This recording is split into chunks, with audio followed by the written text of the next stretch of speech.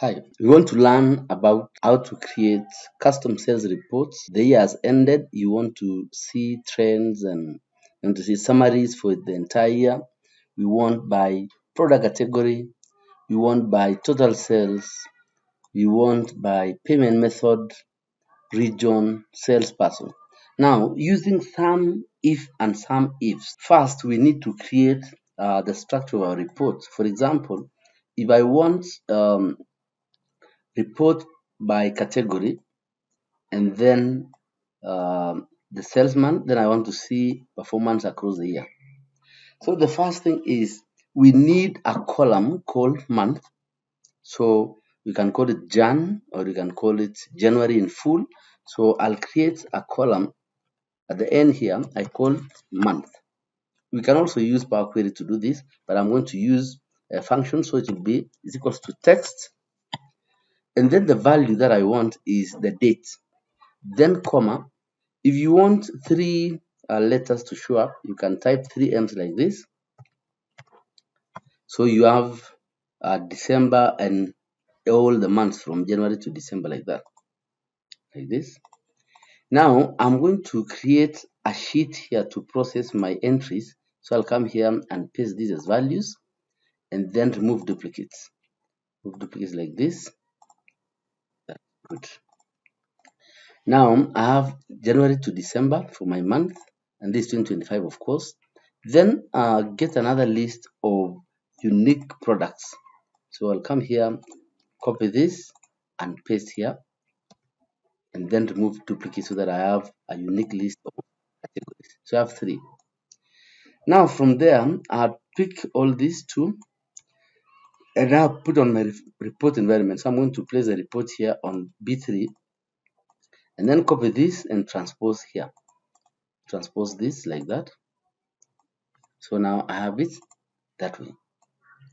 Now next is now to generate my own just total sales. So I'm going this call this report this total sales just for the year. So it will be is equals to sum ifs.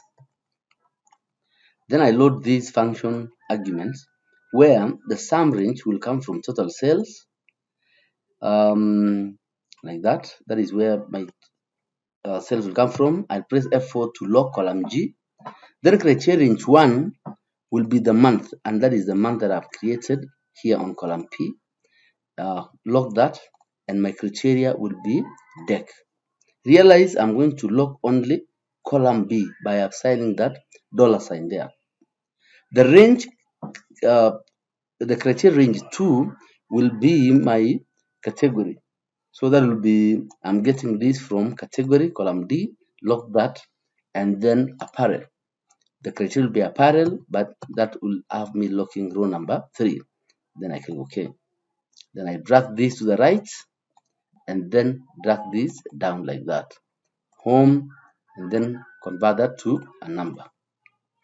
You can create total columns here. So it's equals to sum like that.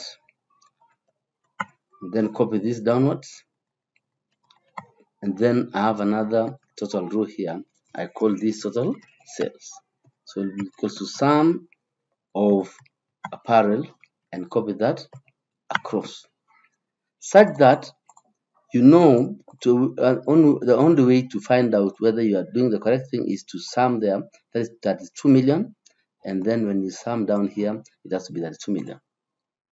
Next is to now have drop downs here that is going to power this. For example, if I want sales by region, payment type, and then the salesperson, I'll get here the list of salespersons in sheet 2, paste that here, data, then remove duplicates, and click OK. I have the list of salesperson here. So the salesperson ID will come here on my report. Let me add a row on this so that I have sufficient space. So I'm going to put here the title that I want, that is the salesperson ID. Then the source of the salesperson will be a data validation. You go to data validation, and then let's select list. The source will come from the list here.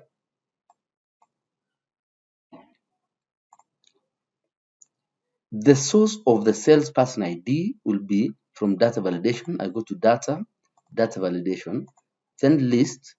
Then the list will come from SP01 to 05, like that.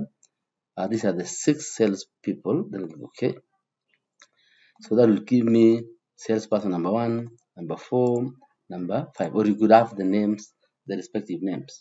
Now to connect this formula to the salesperson, I will go to FX here to load this and then add another criteria range, which is the salesperson ID. Go to salesperson ID, which is in column L, lock that, and then just to be sure, salesperson ID, lock column L, then the criteria will be that single cell where we have our report, which is this, and I lock it absolutely. Then I click OK. Copy this and copy downwards. Oops, I see there is a problem. I need to go back and make sure that my report is picking the correct. So salesperson ID should be column number L, correct? Yes, it's column number L. The formula should pick correctly by putting that here. Then I'll say salesperson. This will be salesperson ID, that is column number L, that is correct. Lock that, and then comma, it will come down here, and then lock that cell. Yeah, correct.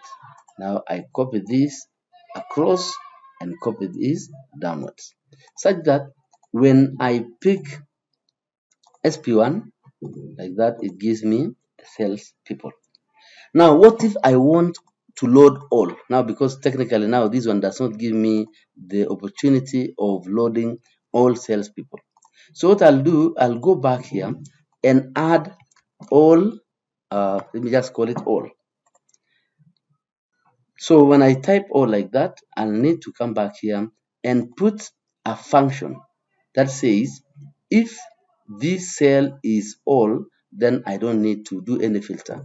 So I'll come back here and update my like that, so that my drop down is coming all the way to all like that, and then select all. And when I do that, Excel recognizes that this SUMIFS doesn't have the criteria for all. You see, it means the all total cells will go all the way up to C5 here. So I'll copy that, while this part is used to filter for salesperson. So I'll put a function here that says is equal to if this cell here, lock it, is equals to all, make sure that it's exactly the same. Then I'll use that formula that I copied, or I can copy this part up to, let me just expand this.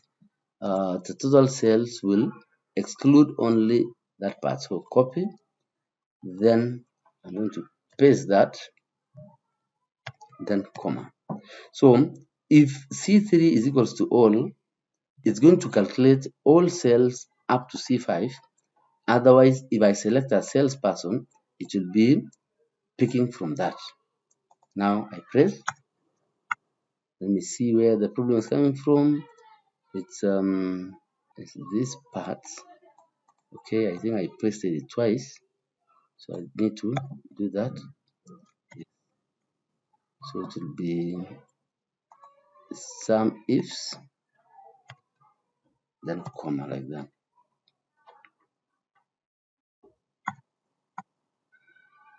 C3, let me first undo that. So this is where my cell is coming from. That is working very well. Then I'll copy this up to this point here. Copy. So I'll say if this cell, I lock it, is equals to all, then I paste the function and then close comma like that. That will be perfect. Then I will copy across and copy downwards. We know total sales is 32 million. So if I pick this and pick all like this, it will give me total sales. Otherwise, I can pick for an individual person like that. I can do also for regions. So I'll pick for regions. So region is here, or I can do the store. Let me do the store sales. Come here to sheet 2, process the number of unique stores. Then like that, I have only 3 stores. Then store location, we'll go to my reports. I'll put that here. And then a drop down of my store locations, which is list. And then that will come from these 3 cells. Then click OK. Then that will be store number 1. Now I'll apply the same rule where I have all stores such that the drop down will include all the 3 stores separately and all stores. So I'll come here, update the range so that it includes all. I'll use the same location. So I'll come here, write if. So all this I know if so I'll add this. So this will be all these points will include sales, and so this is up to this point is for the sales and salesperson. So I'll copy that and then type is equal to if this cell here is equals to all, then I'll use that function close comma. Otherwise, it will give me that. Let's see, yeah, like that. So I've corrected the function so that it can give me all what I need at that point. If I don't have a store like this, what happens? And I type all, it should give me 32 million. Now if I pick the store, store number 2, store number 3, store number 4. Okay, there's some kind of formulas that have not been resolved well, but what I was explaining is consistently the same and you can always apply it correctly. Thanks for watching.